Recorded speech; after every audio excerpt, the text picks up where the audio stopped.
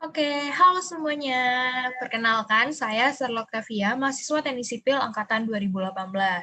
Di sini, saya akan menjelaskan simulasi kinerja sebuah simpang menggunakan PTV vSim 8, tapi yang di sini saya gunakan adalah student version, jadi agak berbeda dengan yang lebih premium ya, yang berbayar. Nah, kita mulai aja. Jadi, saya mendapatkan studi kasus di Simpang Demangan, Simpang 4 Demangan, di mana ada Jalan Avandi di bagian utara, kemudian ada Jalan Laksdari Sucipto pada bagian timur, dan juga Jalan Menggur pada bagian selatan, dan Jalan Urip Sumoharjo pada bagian barat. Nah, di sini pertama kali yang kita lakukan itu adalah memasukkan background. Background itu adalah latar belakang. Nah, background ada di sebelah sini. Jangan lupa untuk mengeklik bagian background, kemudian klik kanan pada bagian tugas ini, add new background image. Nanti akan muncul gambarnya, yaitu Simpang Pademangan. Ini teman-teman bisa screenshot dari Google Maps atau Google Earth. Dan jangan lupa untuk skalanya nih, karena ini penting banget dalam PTV vSim ini. Nah, setelah terbentuk skalanya, kita set scale, tapi supaya lebih enak kelihatan, teman-teman bisa ngeklik Show Entire Network, supaya lebih kelihatan, dan kita akan set scale setelah itu. Klik kanan pada layar, kemudian set scale, dan tarik garis 100 dari pojok sini sampai pojok sana. Dengan kalau misalkan mau lebih detail bisa di zoom-zoom, dan ditulis nih berapa skala yang tertera, misalkan 100 ya.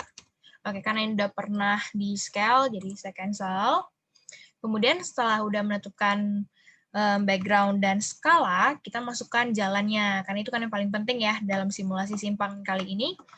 Caranya adalah memasukkan links, diklik linknya, dan supaya kita tahu apa yang kita klik itu aktif, klik show list.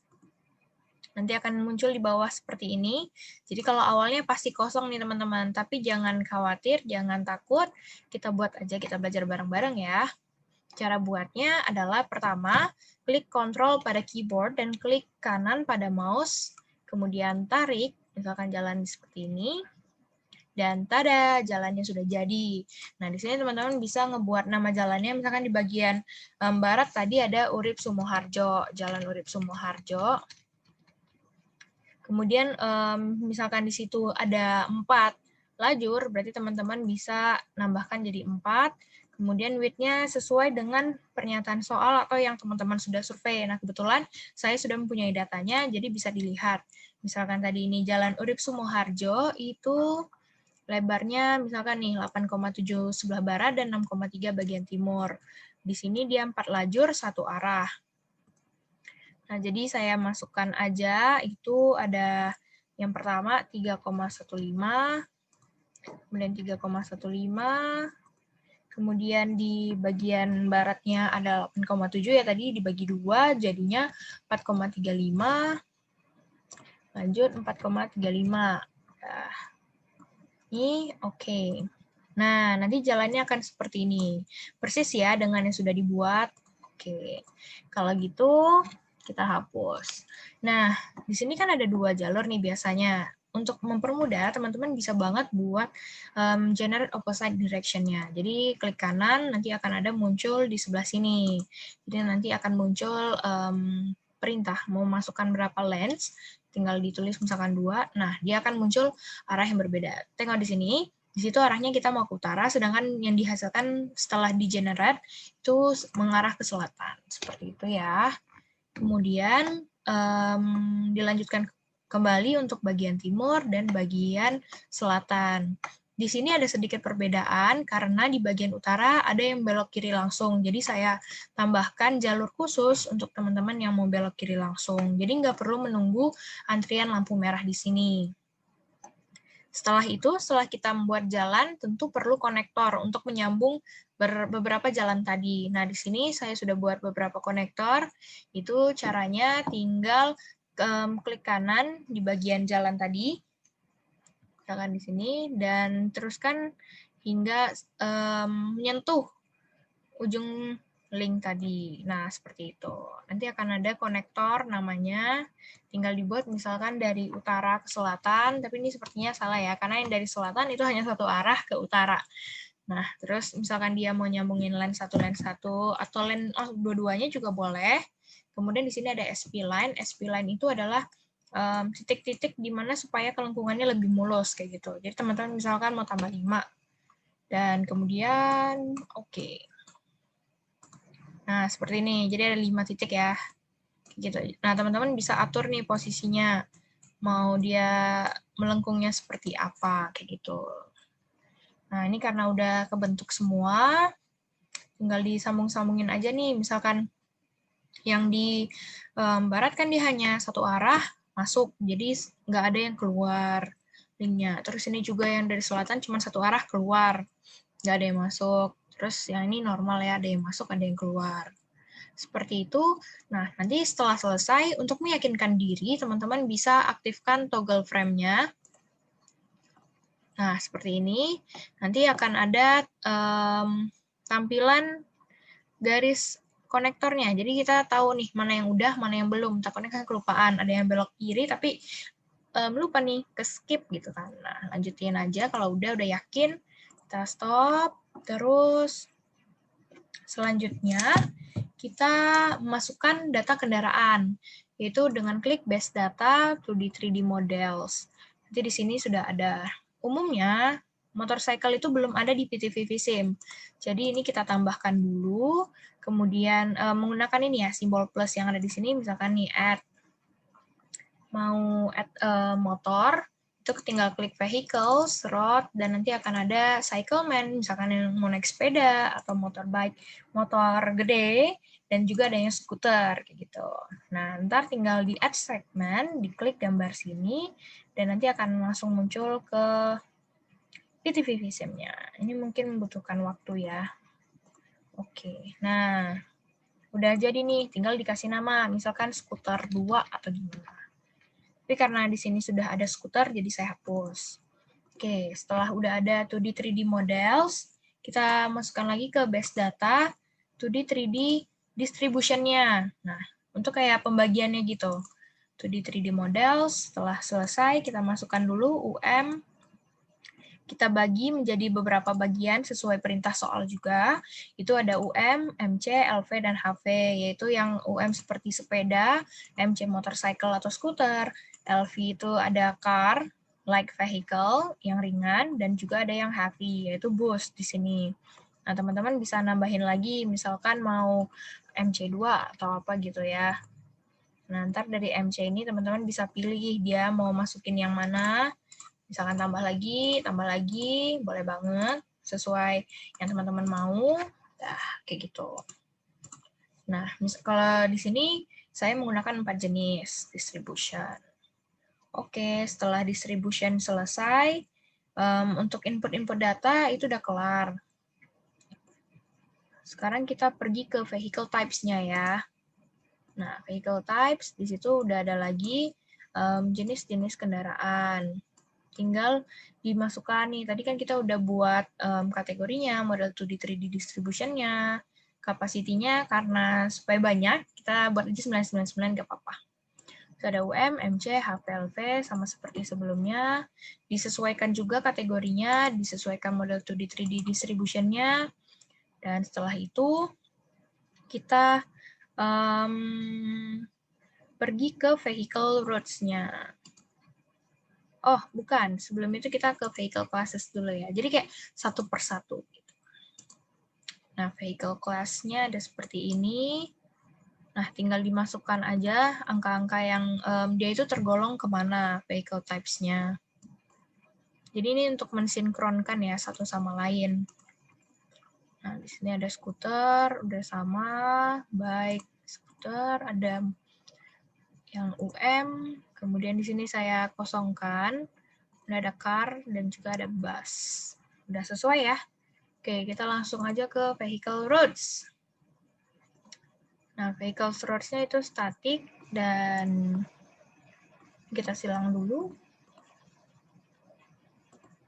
Oke, kita klik ya vehicle roads static.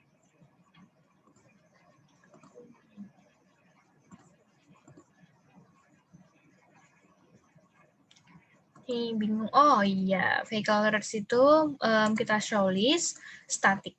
Setelah itu muncul nih, nah vehicle routes itu adalah arahnya nih, arah kendaraan itu mau bergerak dari mana ke mana. Jadi kalau yang dari saya sudah sebutkan tadi, di sini kan satu arah ya, jalan selatannya itu satu arah keluar. Nah, jadi di sini kita bisa buat klik kanan, klik kontrol, tahan, nanti lanjutkan ke sebelah timur atau sebelah utara nih. Lihat di sebelah sini muncul, ditambahkan secara manual langsung ya. Otomatis tuh ditambah, tinggal ngeklik aja. Oke, setelah itu kan udah nambah nih. Nah, ini teman-teman bisa kasih nama, misalkan dia dari selatan ke timur atau selatan ke utara, seperti itu. Nah, ini dibuat terus. Kemudian karena ini saya sudah buat, jadi saya hapus kembali. Nah, di sini juga ada ST yang sudah dibuat. Di sini kan ada rel flow nih. Rel flow itu adalah relative flow-nya, didapatkan dari perhitungan dari soal juga. Jadi ada perhitungannya dari sini, rel flow-nya. Nah, rel flow ini dapat dari soal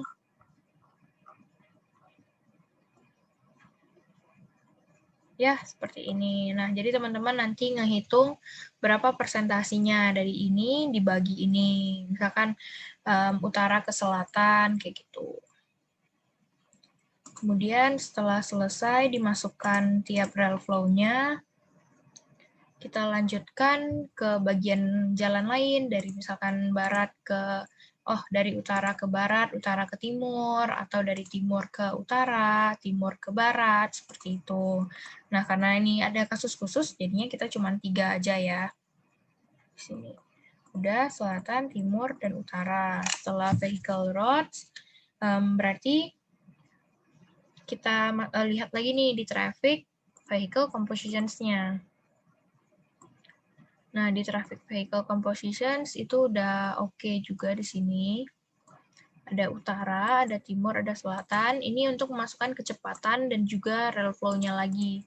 Jadi kalau tadi rel flow tiap kendaraan per jalan, jumlah kendaraan di jalan, yang ini jenisnya berdasarkan jenis rel flow-nya. Nah, misalkan ini kita bisa lihat ya di Excel.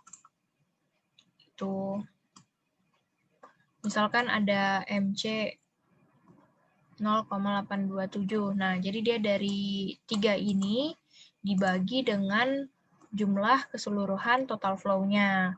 Kalau misalkan yang tadi, misalkan dari utara ke timur di sini ya, 0,795, itu dapatkan dari rel flow di jalan utara ke timur dibagi total flow. Jadi perbedaannya itu dari kayak, kalau ini rute-nya, kalau yang ini kendaraannya, jenis kendaraan seperti itu. Yang ini 0,87 dan kawan-kawannya. Ini perbedaannya ya. Oke. Jadi teman-teman kalau mau mudah tinggal buat Excel. Oke, udah selesai vehicle road, selesai vehicle composition-nya. Oh ya, tambahan informasi, vehicle road ini berarti yang di sebelah kiri itu link, dan ini tujuannya. Jadi kayak dari utara, misalnya dari selatan, ada selatan timur, selatan utara, selatan barat, seperti itu ya teman-teman. Nah, setelah vehicle composition selesai, berarti input data kita yang kedua sudah selesai. Selanjutnya kita masukkan lampu apil atau sinyal, yaitu lampu merahnya nih. Nah, ini seperti ini. Itu lampu merahnya. Karena di sini cuma bisa masuk, nggak ada lampu apil, jadi ada 3 aja. Itu caranya adalah klik signal head, klik kanan, show list. Nah, nanti akan ada seperti ini. Karena di sini saya ada 2 lajur, jadinya dua-duanya ditambahin signal head. Tapi kalau misalkan cuma satu, ya udah satu aja. Caranya adalah klik kanan. Kemudian add new signal head. Nanti akan muncul nomor, dikasih nama juga nggak apa-apa. Misalkan di bagian timur. Kemudian masukkan lajur keberapa dia, terus oke. Nah, seperti ini, udah selesai. Terus, di sini udah ada, lanjutkan kembali ke bagian-bagian jalan lainnya yang memerlukan signal head. Setelah itu, di signal head kan ada signal group nih. Nah, ini kita perlu buat lagi lewat signal control, signal controller. Kemudian kita tambahkan satu signal kontrolnya, di double klik, akan muncul signal controller, edit signal control. Nah, di sini kita bisa tambahkan sesuai arah perjalanannya. Misalkan dari utara, selatan, timur, bisa ditambah lagi. Misalkan ada barat. Tapi karena simpang Demang nggak ada, jadi dihapus aja. Karena dia juga bakal bernilai 0. Kemudian integrinya itu bisa dilihat. Nah, seperti ini urutannya. Jadi dari utara, selatan, timur. Utara, selatan, timur. Kemudian ada signal programnya, bisa diklik lagi, dan di sini ada waktu apilnya. Jadi ada lampu merah, kuning, hijau. Teman-teman pasti tahu ya yang ada di jalan. Nah, itu disesuaikan lagi berdasarkan soal. Itu teman-teman bisa lihat di... Mohon maaf. Oke. Nah, ini rekap waktu siklus. Kemudian, nah, dari sini nih, teman-teman bisa lihat. Oke. Di Simpang Demangan, Simpang 3 Demang. Kita cari dulu ya, teman-teman. Simpang 4 Demangan, mohon maaf. Nah, di mana ya? Sepertinya di bagian bawah. Oke, ini dia Simpang 4 Demang. Jadi, teman-teman udah bisa lihat Simpang 4 Demangnya. Kemudian, isimnya. Mohon maaf, terjadi sedikit ini ya. Oke, nah sini udah ada kan. Jadi di sini ada 34 waktu hijau, 3 waktu kuning, kemudian dilanjutkan all red 3 detik, kemudian lampu merah, selanjutnya seperti itu. Di sini yang sama yaitu lampu kuning dan lampu all red-nya, yaitu selama 3 detik. Nah, jadi teman-teman bisa langsung masukkan di sini 3, 3, 3, 3, 3, 3. Kemudian untuk awal kita buat 0, selanjutnya setelah 0 itu kita masukkan lampu hijaunya. Mohon maaf ya teman-teman. Oke. Nah ini, lampu hijaunya selama 34 detik. Jadi dimasukin 34. Setelah selesai, nanti akan langsung terbentuk seperti ini. Kemudian kita lanjutkan yang bagian selatan, yang di bawah ini. Selatan itu kita mulai dengan 34 ditambah 3, berarti 37. Kemudian 37 ditambah dengan ini lampu hijaunya lagi, 37 ditambah 45. Mohon maaf. Oh, enggak, berarti 40 yang di sini ditambah 45 waktu hijaunya. Berarti 85. Dilanjutkan lagi 3, 3. Kemudian ada lagi nih lampu hijaunya, berarti 85 ditambah 3, nanti otomatis 88. Kemudian dari 91 ini ditambahkan waktu hijaunya 63, hasilnya 154, selesai, 33. Nanti hasilnya harusnya sama seperti waktu siklus yang ada di sini, yaitu 160. Ini ya, di sini 160. Oke. Nah, setelah selesai, udah dibuat semua waktu-waktu ini, yang di sini bisa diedit ya, misalkan kapan berapa. Selesai, save, kemudian bisa disilang. Oke. Nah, berarti signal controllernya udah dibuat. Terus juga ini udah ada utara, selatan, timur, hasil dari tadi yang dibuat. Setelah itu, signal grupnya udah jadi, signal control udah. Sekarang kita buat ini, beri nama signal programnya. Kita buat dari parameter sekali ya. Di simulation parameter itu kita buat, karena ini version student, punyanya student aja, jadi 600. Kemudian number of runs-nya 2, simulation seconds-nya 600. Oke. Kemudian setelah itu dibuat lagi parameter evaluation-nya di configuration, dan di sini kita masukkan Q counters-nya itu 300. Jadi maksudnya selama 300 detik dia akan mengcapture 5 menit, berarti 5 menit ya. 5 menit dia akan mengcapture, menghitung jumlah antriannya. Oh iya teman-teman, sebelum itu nanti untuk mengetahui panjang antrian berarti kita perlu namanya Q counter, itu dengan klik, kemudian klik kanan nih yang warna ungu ya di sini, terus tinggal klik kanan, add new. Nah, ntar dia muncul. Teman-teman bisa tambahkan di belakang signal head, supaya dia bisa menghitung seluruh panjang antrian. Kemudian evaluation lagi, tadi yang ini udah ya, udah paham. Selanjutnya kita ke, oh bukan, mohon maaf. Selanjutnya ke, langsung aja result list. Queue results. Nah, di sini kan masih kosong, jadi kita perlu nge-run dulu. Oke, karena udah kelar, kita run. Oke, yes. Oke, nanti akan berjalan sesuai data-data yang sudah kita input. Dan ya, kita tunggu aja. Di sini ada sekitar 2 kali run. Nah, teman-teman kalau mau misalkan melihat lebih atraktif, itu bisa diganti jadi 3D, 3 dimensi. Nah, nih teman-teman bisa melihat pergerakan-pergerakan motor-motornya. Nah, ini ada yang belok kiri langsung, bisa. Ini masuk semua, keluar semua.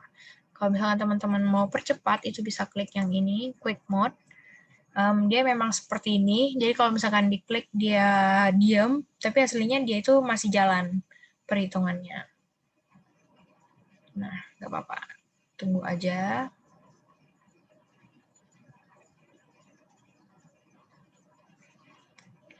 Keren banget ya PTVV Sim, teman-teman. Oke, ternyata udah kelar.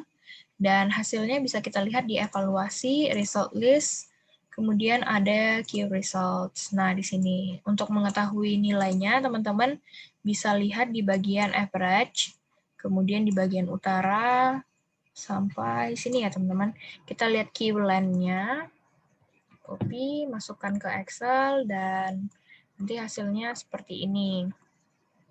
Sama ya, sama yang di bawah, sama yang di sini nih. Nah, terus nanti kan kalau misalkan dapet kayak gini ya, beda utara, timur, selatan gitu. Itu bisa di shortlist dulu. Ntar kita gedein dulu deh layarnya, biar lebih enak ya lihatnya. Nah, bisa di short A ke Z.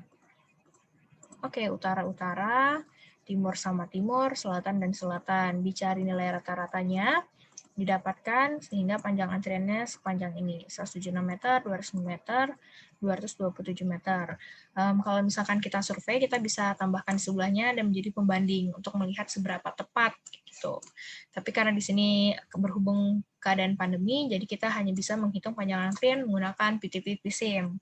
Oke, ini output yang kita dapatkan dari pelajaran hari ini. Terima kasih telah memperhatikan dan terima kasih juga telah menyaksikan dari awal hingga akhir. Semoga bermanfaat buat teman-teman semua dan sehat selalu.